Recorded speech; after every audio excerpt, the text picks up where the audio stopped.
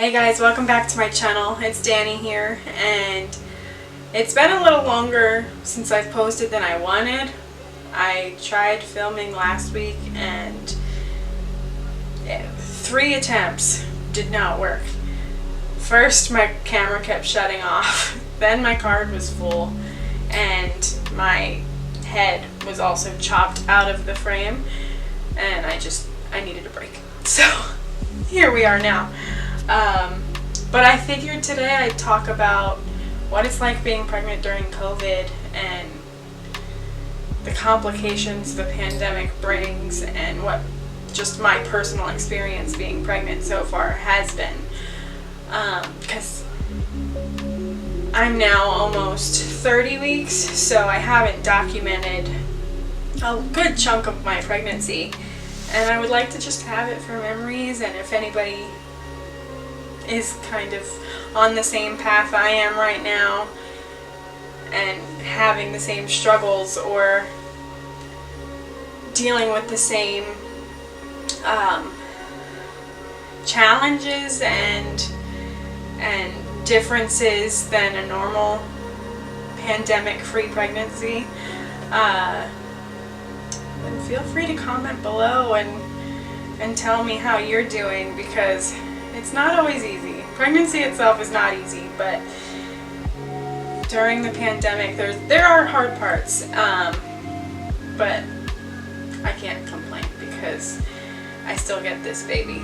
So as long as he's okay and I'm okay, we're good.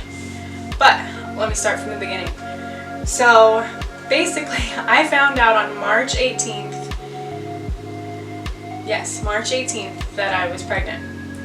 At that time, I was 4 weeks and 4 days. So, the next day, I schedule my first appointment. 2 days after I scheduled that appointment, lockdown started. The next day, I got a phone call asking to reschedule my appointment. I don't remember what the original date was for that one, but I had my first appointment on April 3rd. I think my original appointment was supposed to be like 2 or 3 days before that. They called and said, hey, we're not accepting patients after 1 o'clock at this office. Would you be able to reschedule, because my original appointment time was after my boyfriend got done work, so that would be around like 3:30, 4 o'clock. So I rescheduled for like a 12:30 appointment and said no problem. And then the very next day I get another call and they try to cancel my appointment completely and move my appointment forward a few weeks, because they said now with COVID they're not comfortable seeing new patients before 10 to 12 weeks. At the time of my appointment, I would have been like 7 weeks on the dot. And at that point I said, no, I'd like to keep my appointment because there are things that have happened to the pregnant women in my family, and I was concerned that something similar would happen to me. So I said no, and I kept my appointment. And they said, that's fine, it's totally fine. My boyfriend and I at that point said, let's not tell anybody until after the first appointment, meaning immediate family, because we wanted to make sure everything was okay and the pregnancy was viable. So I go to my appointment, go through all the normal checks, the physical exam, and then after that I have my ultrasound, my first ultrasound. But for some reason, as an extra precaution, they decided for that time being, if your BMI is above a certain point on the charts, they were testing newly pregnant women for the glucose tolerance test. At that point, at 6.5 weeks, my nausea kicked in hard, and it was not pleasant. So at 7 weeks I had this appointment, and they have me do the glucose tolerance test. I'm like, alright, this isn't gonna be bad. My sister loved hers. They're like, what flavor would you like? Would you like fruit punch, orange, or lemon lime? And I'm like, well, I've heard bad things about fruit punch. Orange just didn't sound good. And she said lemon lime kind of tasted like a dull Sprite, like a flat Sprite. So I'm like, alright, I'll do the lemon lime. Not a good idea. I was already nauseous. She gives me the drink. It's cold, which is great for me. I love cold drinks. I can't drink anything warm or room temperature. So I start drinking. I'm like, okay, this isn't bad. But then as I go, it starts building up this like weird aftertaste, and then it gets super bitter. And I'm sitting there like kind of just breathing heavy. And the physician's assistant can tell it's not sitting well. And she looks at me and she goes, take your time. I know this is kind of rough, but take your time, but kind of drink it fast because I need you to drink it within 5 minutes. And I'm like, okay. And I remember thinking in my head, just keep it down, don't throw up. And then I start looking around the room. I spot the gown, the disposable gown wastebasket, and I spot the trash can to see which one would be easier to run to. And I drink it, and finally it's like I've only drank about a quarter at this point. And she said, just take a breath, but keep drinking. And I'm sitting there like in my head, I'm like, I know, but this sucks. So I look at it and I'm like, chug it. So I chugged it, and the whole time I'm just sitting there hiccuping. And she's like, do you think you'll be able to keep it down for an hour? I'm like, I hope.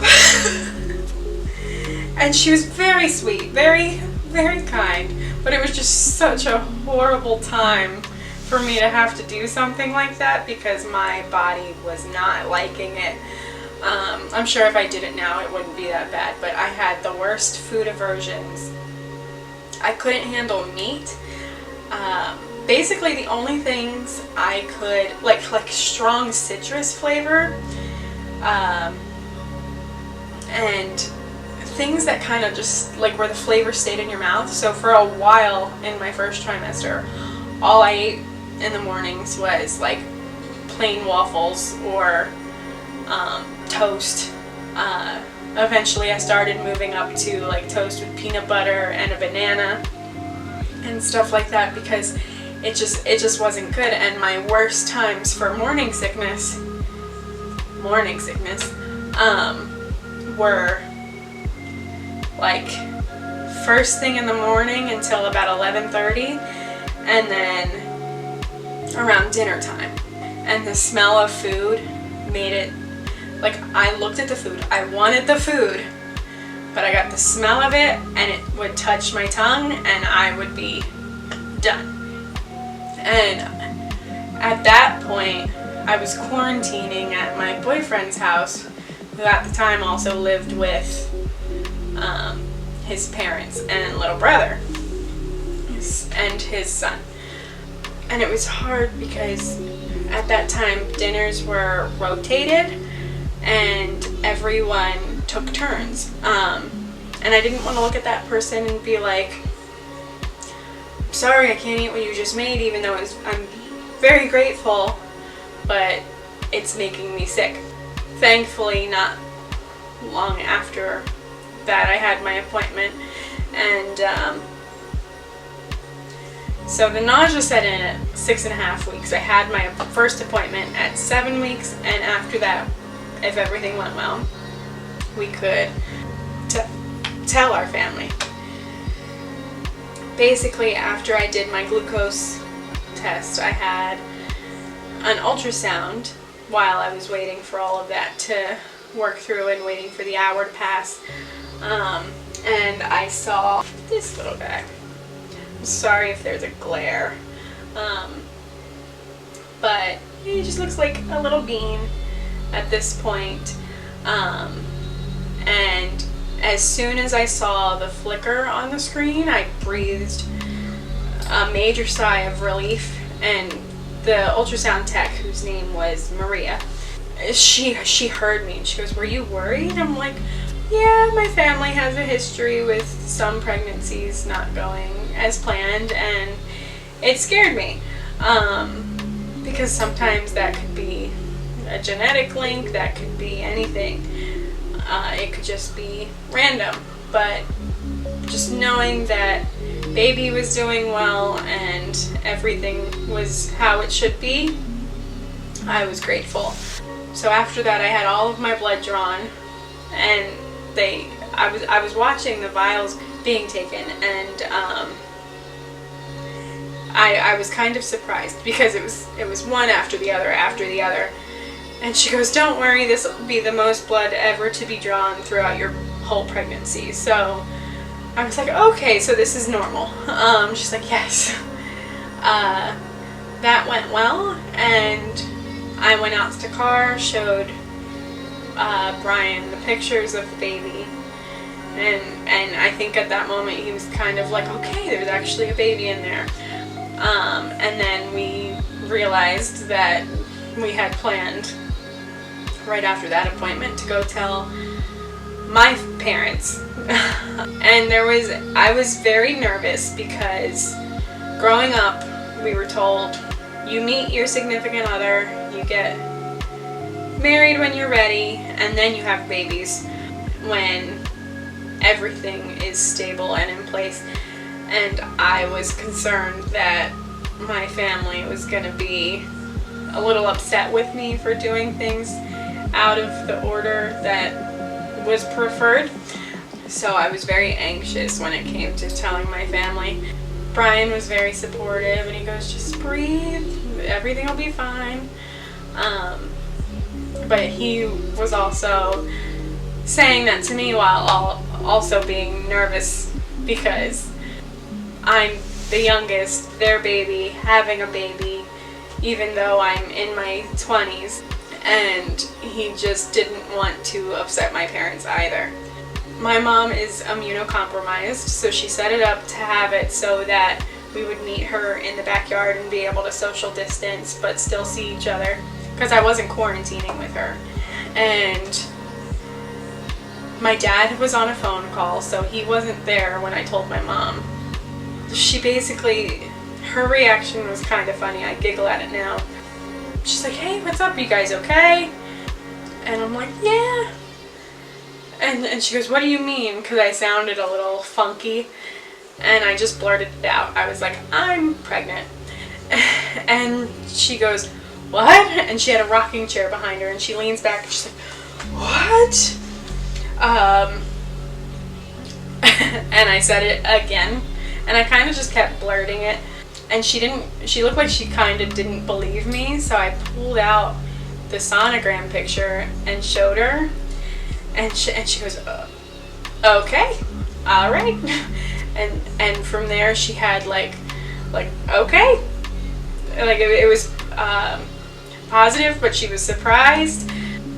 She said to me, she's like, "Actually, the doctor's office called yesterday to confirm your appointment, and I figured it was a mammogram," because at that point in the year it was my yearly mammogram time. She just thought it was my mammogram, and which I did get one, but I was being checked for a whole lot of other stuff too. So she thought, "Oh good, even with COVID going on, Danny's keeping up with her appointments." She told me that, and I'm like, "Oh no, they didn't say anything." Because I actually asked the doctor to take my parents' home phone number off the file because I wasn't there, and they were supposed to, but I guess that one call slipped through. So I'm glad they didn't say anything, and they just said, "Hey, we're calling to confirm the appointment for Danielle." So then she was kind of like, "Oh, I don't know how your dad's gonna react," and it got me and Brian more nervous. and she goes inside to see if he's off the phone, and he was, and they come outside, and this is where I've really, like, I call it my butt shaky moment, because you start to shake, and because I didn't want to upset my parents. My dad had a similar reaction to my mom, where I said it and I blurted it, and he's like, "What?" And he goes, "Okay," and he could see, like, I was nervous and Brian was nervous, and I looked over at Brian when my dad kind of had, like, a good reaction. Me and Brian both had tears in our eyes, so it's like, no, don't worry about us, as long as you're okay and baby's okay. Every baby's a blessing, and there's no accidents and stuff like that. And he goes, "Yeah, it wasn't planned, but it's not a bad thing." So at that point I kind of just breathed another sigh and felt a major weight lifted off, and Brian kind of had the same reaction, where because he was quiet most of the time, and then after I said what was going on, basically, like, "I love your daughter, I would never do anything to like hurt her or dream of hurting her, and I want to be with her forever, and I knew this before the baby, so please know that I'm gonna do everything for our children and your daughter." And my dad goes, "No, I know, we knew you guys were gonna end up together before this, so don't worry." And, like, after that we kind of just breathed and had a normal conversation, and it wasn't so tense for us anymore. But yeah, my parents were, it was a very welcomed and happy moment. Shocking and surprising, but happy. And at that point we knew the names for both of the genders, and they liked it a lot. After we were done telling my parents, we left and we went back to Brian's parents' house, and then we had to wait all day to tell his mom and little brother. Brian's dad already knew, because a couple weeks earlier they were working on something in the basement, went out for some hardware and lunch, and Brian slipped up and told Paul by accident. So he knew, and he was anxiously awaiting us to have our appointment so we could tell Brian's mom and little brother. Finally, like, the day comes, and we're waiting for Brian's mom to get home from work, because she works in the medical field and doesn't get home until the evening. And Brian's reaction, where I kind of blurted it, he kind of said it every other way possible but Danny's pregnant. After about, like, 5 minutes of Brian trying to say it, I basically said to him, "You might as well say it, because you pretty much already did." And his mom looks at me and goes, "Would you like to say it?" And I looked at her and said, "I'm pregnant." And she's like, "Thank you." And we all started laughing.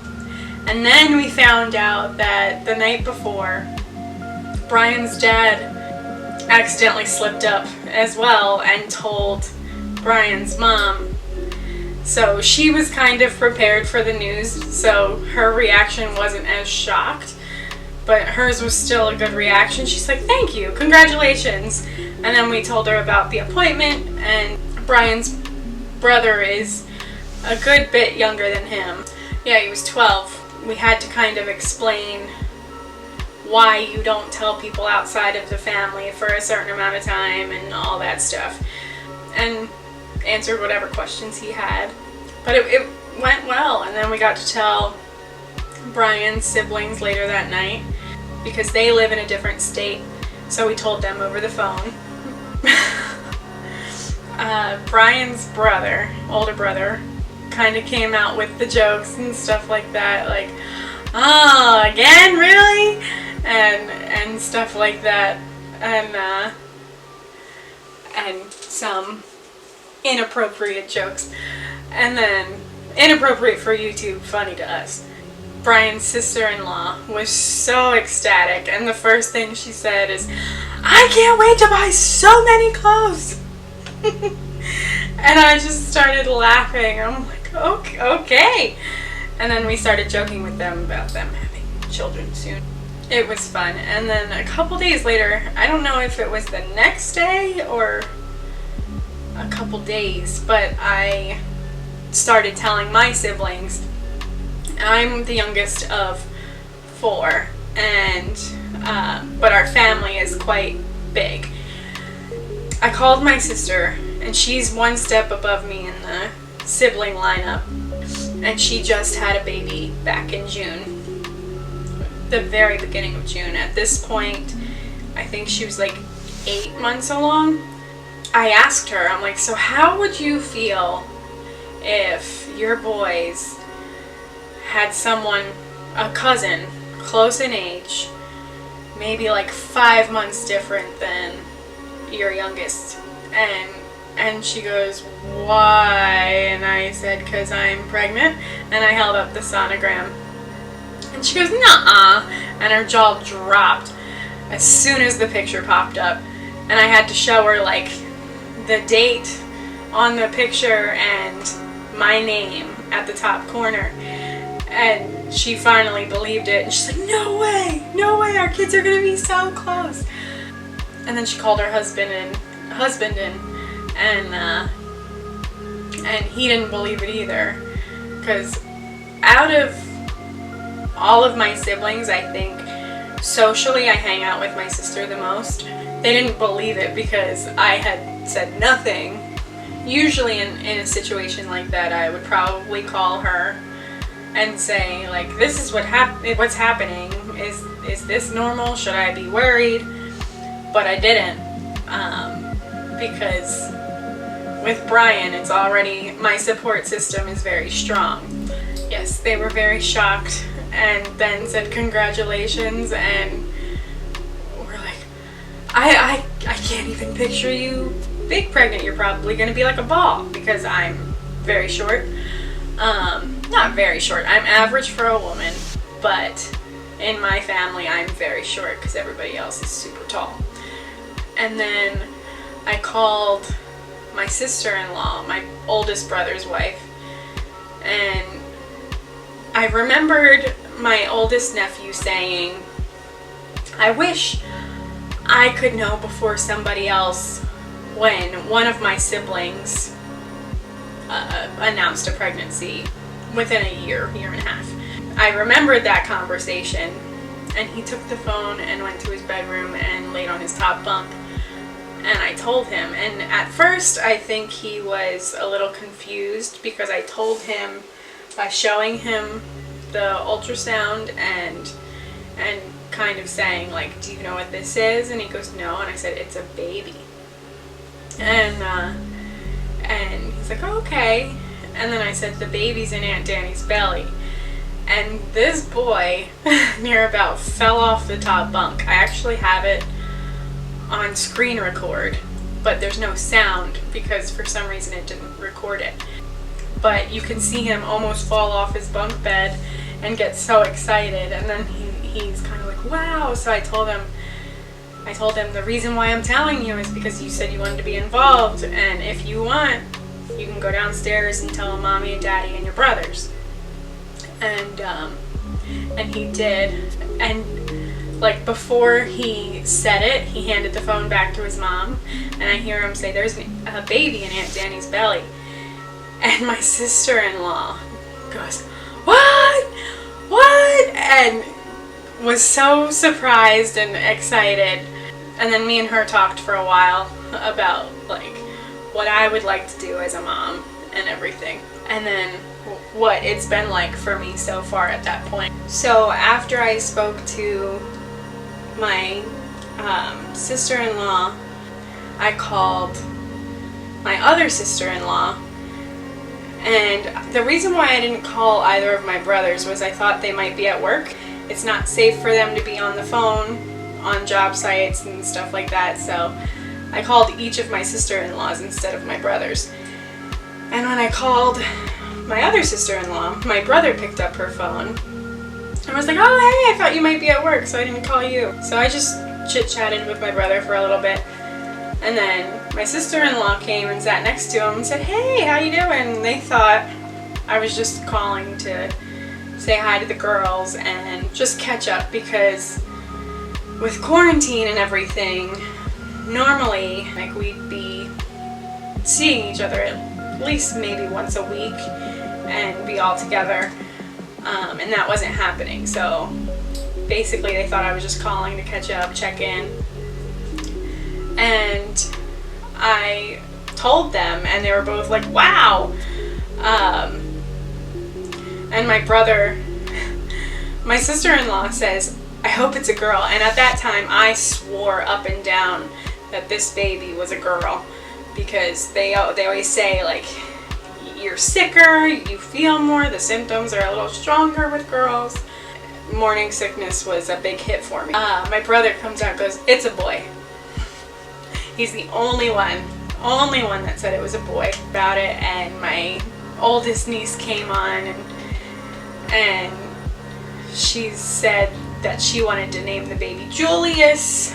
I still think about that name and ask her if, like, I asked her about a week ago if she still wanted me to name my baby Julius, and she didn't even remember. But apparently Julius was her favorite name for a while. And then we were talking about genders and all that stuff, because I knew once I turned 10 weeks I could take the sneak peek blood test, and my mom had an extra one from when my sister was pregnant.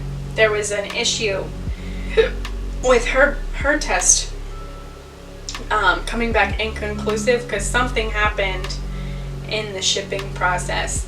So they sent her an extra one, but by that time they had just gone and scheduled one of the 3D, 4D ultrasounds at a place called Fetal Vision. So I used the extra one that Sneak Peek sent and did mine, and within a day and a half my results were already back. That was all of my siblings, and a few weeks later I took this sneak peek because I swore up and down this baby was a girl. I was so shocked when I saw it was a boy and that I'm going to have a son, and it took me a moment of like to wrap my mind around it. Basically, once that sunk in, I was like, okay, I'm gonna have a son, and our older son's gonna have a little brother. And then I started saying his name in my head, and I just started like happy crying, because I'm like, okay, that's the one. That's who we're gonna meet in a couple months. After I found out the gender, I purposely didn't say anything, because at this next appointment, it was the first half of my sequential screen. So I was having an ultrasound, and then I had blood work, which basically is the first half of the anatomy scan. And I wanted to see if they would say anything gender-wise, but they didn't. But everything was on track in between. And then I had my anatomy scan, my full 20-week anatomy scan, where I saw him and they confirmed his gender. Let's see if this was actually from the first half of the sequential. And then I had a follow-up. Yes, I had a follow-up ultrasound a month later when I was just before 24 weeks, because they couldn't see his spine during the ultrasound. So they just wanted to bring me back because he was being funky with the positioning, just to make sure his spine is okay. And it was. He is actually doing very well, getting big. At this point, I was feeling kicks and everything. I started feeling kicks actually the day I turned 20 weeks. I was feeling kicks before that, but I couldn't tell they were kicks. They were like little flutters. I don't want to say flutters, but it feels like if you stick your hand in a bucket of minnows, like if you're fishing and they're your bait, you stick your hand in a bucket of minnows and they kind of suck your fingers and bump into you. It feels like I actually was taking a bath and I had my stomach kind of out of the water and I saw little boop boop, little kicks on the outside for the first time. At 22 weeks they gave me my glucose bag and I was nervous because I didn't check the flavor of the drink before I left. So I'm like, oh god, what flavor did I get? I opened the bag, it's fruit punch. That's the one I've heard the most horror stories about. So I was a little nervous. Now I knew I was going to be able to do it, but I was nervous. Thankfully my morning sickness stopped at around 11.5 weeks. So I wasn't going to have that on top of the aversion to the drink possibly happening. You have to take the drink an hour before your appointment. You drink it an hour before so they can take your blood work as soon as you get in. And they told me, as soon as you get into the parking lot, call us, let us know, and tell us what time you took the drink. I open the drink, smell it, not bad, and then I take a sip of it. I'm sitting there, I'm waiting for it to like turn my stomach, and I'm like, oh, this is great. This tastes fine. It was like a melted cherry popsicle. So I just chugged the thing straight down in less than a minute. So I'm like, all right, 2:14, mark that down. The only thing that came from it was on the way to my appointment, I had a little bit of acid reflux. But you can take a Pepsid after your appointment and call it a day. I got there, they have you call, tell them when you took your drink, and they bring you right in so that they can get your blood drawn right at that hour mark. I also have Rh negative factor. So basically since I have a negative blood type, if my boyfriend has a positive blood type, it could create a situation where my body would create antibodies to attack the fetus. And this pregnancy is okay. For future pregnancies, you have to get what's called a Rhogam shot, that it kind of prevents it from happening, and then you get another one when your baby's born. That will protect me if I decide to get pregnant again someday. I thought I was going to be getting my Rhogam shot along with my glucose test. And I get into the room and the doctor comes in and I'm like, so am I supposed to be getting the Rhogam today? And she goes, no, that'll be strictly at 28 weeks. So I set up my appointment. Now mind you, I'm still working around multiple schedules, and every doctor's appointment but one had been rescheduled one if not more times leading up to this. So I was very frustrated with that, but it became normal. And I'm now, instead of being seen every 4 weeks, I'm being seen every 2 weeks. So there's even a smaller time span between appointments. Like a week before the time I'm supposed to get my Rhogam, I get a call to reschedule my appointment. So I'm like, all right, I can reschedule. I figure out my situation and reschedule that for Wednesday at 3:15 instead of Wednesday at 5:30. Because they said the hematologist will not be in at the time of my original appointment. So I said, okay, and I rescheduled. Wednesday comes around, I'm in the parking lot, I call, and so I basically said, when can I possibly reschedule that for, because I need to figure that out now. And she says, well, you can either come back tomorrow or Friday, but the hematologist won't be in after 2 o'clock. So I'm like, okay, well, what times do you have open?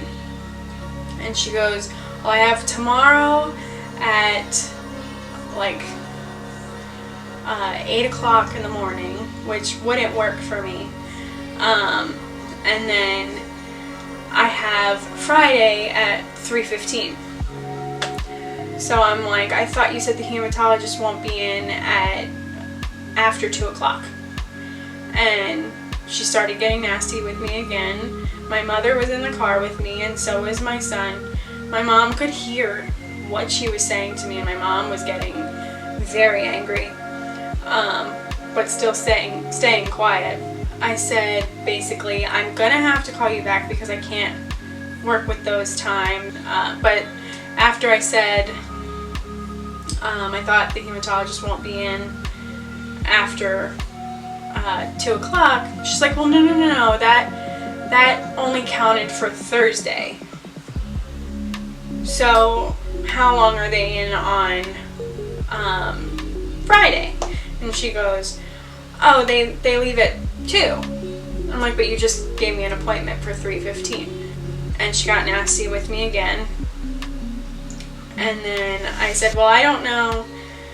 I can't schedule right now because I have to figure this out, so I'll have to call back.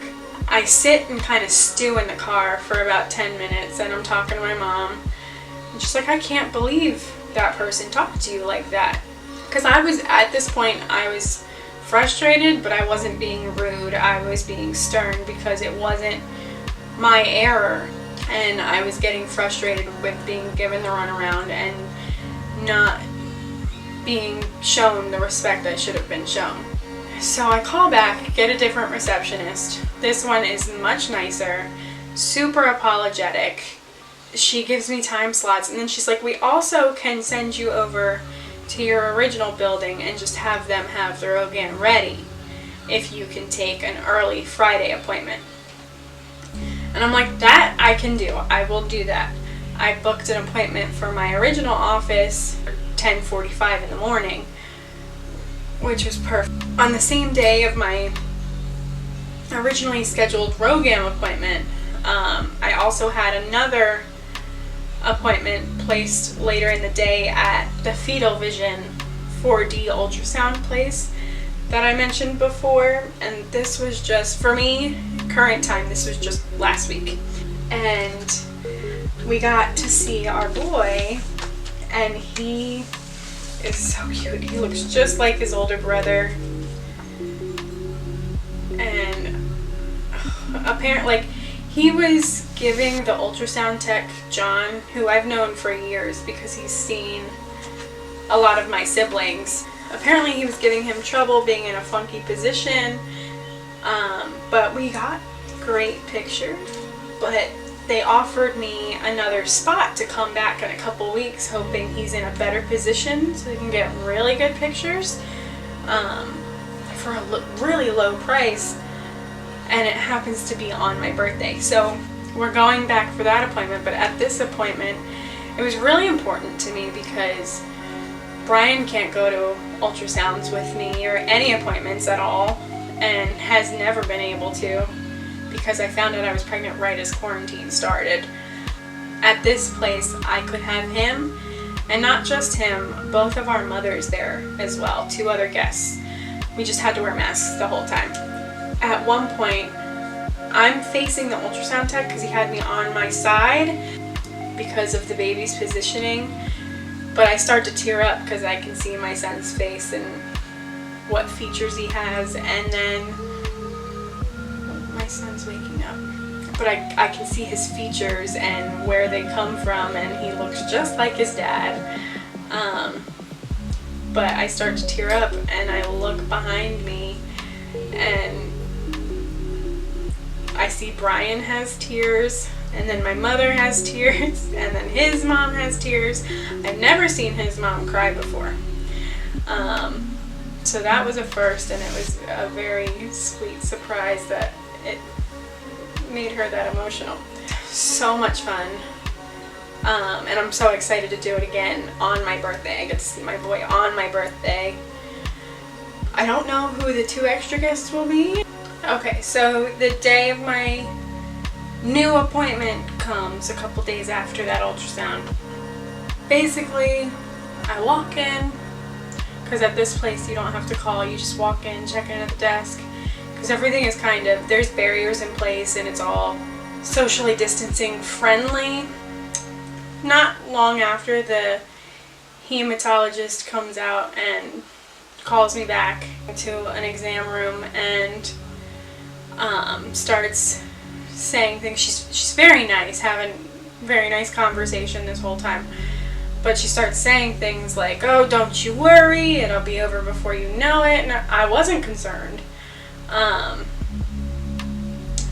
But her saying all these things made me more nervous. And she's like, it won't hurt at all, it'll be so quick. And I said, does this shot have a reputation for being painful? And she goes, oh, no, I just didn't know if you were afraid of needles. I'm like, oh, no. She said, okay, then I just need you to lean your hands on the exam table and bring your pants down a little bit, because you get the Rhogam shot and you're behind.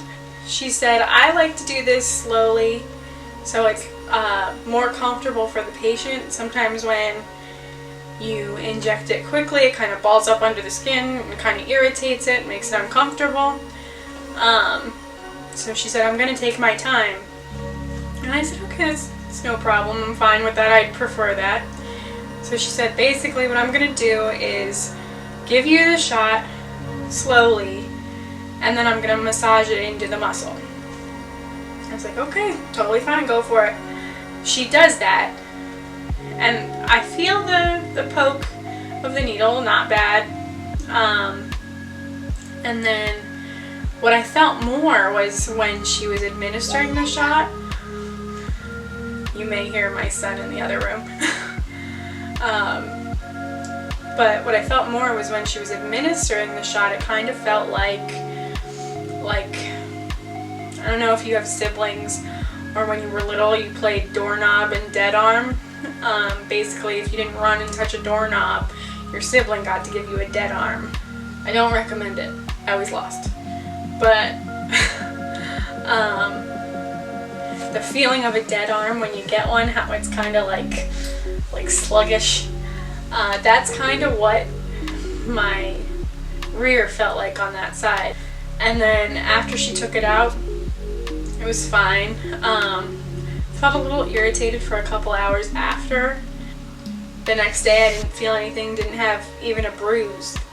It was fine. And that is basically everything that has happened so far. In a couple days I will be 30 weeks, so we'll see. But if you guys have any relatable stories about being pregnant during a pandemic, or just anything that I talked about in this video, feel free to comment below. I also have an Instagram page dedicated to this channel that I'll link in the description. And if you would like, please like and subscribe and hit that notification bell so you know when I upload. I hope you guys have a great day, and I will talk to you soon. Bye guys.